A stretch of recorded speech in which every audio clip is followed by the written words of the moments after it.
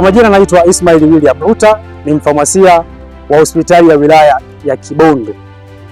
Leo ni tarehe 10, tupo katika siku zile za wiki ya wafamasia kitaifa, na siku ya leo tumeambatana na wenzetu wataalamu wa lishe. Tumekuja katika kijiji cha Namkugwa kwa niaba ya kutoa elimu fupi kuhusiana na matumizi sahihi ya dawa.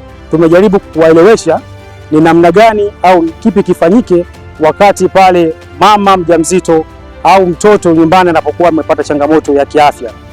Maelekezo ambayo tumeyatoa kwa ufupi ni kwamba mzazi au mlezi anapokuwa ameona mwanae kapata changamoto ya kiafya, cha kwanza kabisa ambacho tulikuwa kifanya ni kufika katika kituo cha afya kwa niaba ya kufanya uchunguzi wa kina zaidi. Baada ya kupata dawa, hivyo basi akatumie dawa kwa usahihi. Lakini pamoja na hilo, tumejitahidi au tuliamua kuwaambia ndugu zetu wa kijiji kwamba wasitumie dawa tofauti na maelekezo ya mtaalamu wa afya. Cha kwanza kabisa wapate maelekezo kutoka kwa daktari, lakini cha pili wapate maelekezo kutoka kwa mtaalamu wa dawa na vifaa tiba, sasa mfamasia.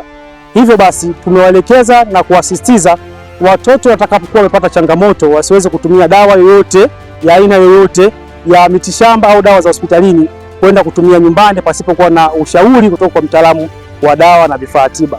Sambamba na hilo, tumewaelekeza ni namna bora, namna gani ya kutumia dawa zetu kwa siku na tofauti wanavyotumia kwa siku. Baada ya kutumia siku 2 kwa siku, watumie dawa kiasi gani, kwa muda gani na kwa njia gani. Yote tumeyatoa katika siku ya leo.